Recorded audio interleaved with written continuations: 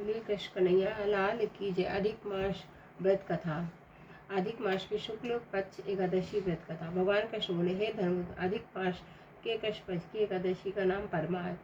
इस महत्व की कथा ऐसे कल्पस नगर में अश्वमेधा नाम का एक ब्राह्मण रहता था। उसकी स्त्री का नाम पवित्रता था। वह पतिव्रता थी, अतिथि सत्कार भी करती थी।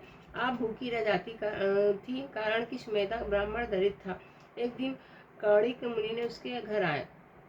पति और पत्नी ने उसका श्रद्धा भक्ति से पूजन किया और दरिद्रता का नाश होने का उपाय पूछा। काणिन्य मुनि बोले, दरिद्रता को दूर करने वाले का सुगम उपाय यही है कि तुम दोनों मिलकर लौन मास की कृष्ण पक्ष की एकादशी का व्रत करो।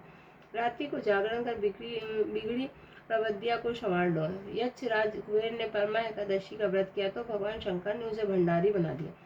5 रात्रि व्रत इसके उत्तम है, तत्काल फल देने वाला है। ऐसा कहकर मुनि चले गए और ब्राह्मण ब्रह्मा ने परमा एकादशी का अमावस का व्रत किया। प्रातः समय पड़वा के दिन एक राजकुमार घोड़े पर चढ़कर आया। उसको एक उत्तम ग्रह रहने को दिया और ग्राम भी उसके नाम लगाकर चला गया। इस परमा एकादशी से बात सुनने से इस लोक में अनंत शुभ होकर अंत में इन लोक को जाता है। लौन मास की एकादशी अति श्रेष्ठ होती है। इस दिन सागार दिन महीने में एकादशी या उसी महीने के अनुसार लेना चाहिए। बोलिए कृष्ण कन्हैया लाल की जय। अधिक मास कृष्णा परमा एकादशी। भगवान कृष्ण बोले, हे ऋषि, अधिक लौन मास के शुक्ल पक्ष की एकादशी का नाम पद्मनी है। इसमें मेरी और मेरी प्यारी वृषमानु दुलारी की कथा शिव पार्वती की पूजा की जाती है। इसकी विधि यह है, दशमी के दिन मिथ्या भाषण, निंदा और कुकर्मों का त्याग करें। रात्रि को भूमि पर शयन करें। इसके महत्व की कथा पुलत्य ने नारद ऋषि को सुनाई थी। त्रेता युग में एक महिमती नामक नगरी में कृत्यवीर नामक राजा राज्य करता था। उसकी स्त्री सौस्त्या थी, पुत्र भी एक भी न था। पुत्र प्राप्ति के लिए पुत्रेष्टि यज्ञ आदि किए, किंतु कोई उपाय न मिला। यही अंत में यही विचार किया कि गंधमादन पर्वत पर जाकर तपस्या करो। उसकी स्त्री ने कहा, मैं भी साथ चलूंगी। पति और पत्नी दोनों ने गंधमादन पर्वत पर जाकर 10 वर्ष तक तपस्या की, परंतु सिद्धि प्राप्त न हो कर सके।